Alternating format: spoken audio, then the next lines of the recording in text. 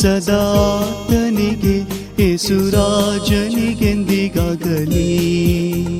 ಮಹಿಮೆ ಮಹಿಮೆ ಸದಾತನಿಗೆ ಯೇಸುರಾಜನಿಗೆಂದಿಗಾಗಲಿ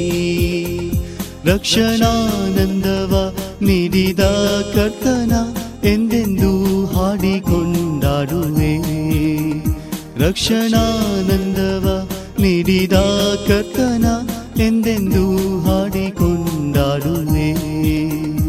ಆನಂದವೇ ಪರಮಾನಂದವೇ ಸ್ವರ್ಗದಾನಂದವೇ